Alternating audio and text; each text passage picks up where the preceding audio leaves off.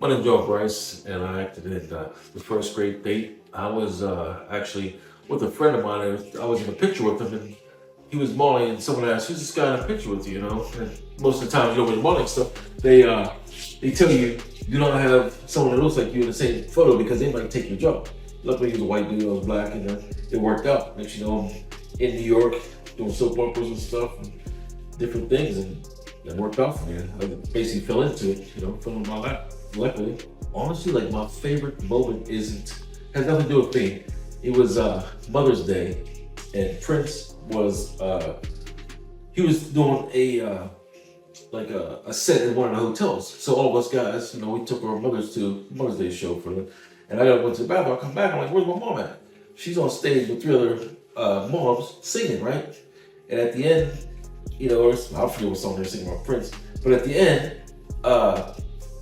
like they were escorting the other women off, and he said to my mom, he said, "No, you can sing. You stay up here for the next couple songs." I was like, "Man, I come out here to be an entertainer. My mom still focused, taking the spotlight from me." You know, same thing. My buddy Matt. He said I was up there in New York with a guy in Light, and he auditioned, and there was a guy named Myron, and he black dude, good looking dude. He went to go do the movie Shaft. He needed 5 weeks off. So Matt was like, "Hey, my boy Johnny's in shape all the time. You can trust him. He's actually here. So, you know, when we want to talk to him, they went and they were like, basically, I didn't have the interview. They were like, "All right, be here tomorrow at this time to meet the choreographer." I'm like, "All right, cool." He said, "But we only went for 5 weeks." So, all right. So it was 5 weeks, and then 9/11 happened. So they shipped us off to Romania, and I got to do an extra 4 weeks. Then they come back, and they're like, "You know what? We like you better than this dude, Myron, and so do the ladies. So, you know, how would you like to stay? You know, we're gonna go do US tour, end up in Vegas." I said, "All right, so I've only been to Vegas once." I said, I didn't get to do anything. I said, "We'll check it out." That's how it happened. But you know, I'm like the marquee guy on all the billboards, everything that, you know, made myself irreplaceable. That's basically what I did.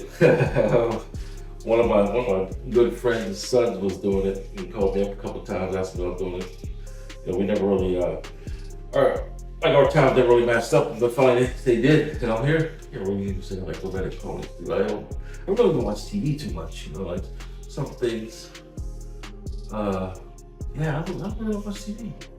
I would say keep your eyes on the prize, know what you want to do, know what you're worth, don't settle for anything less.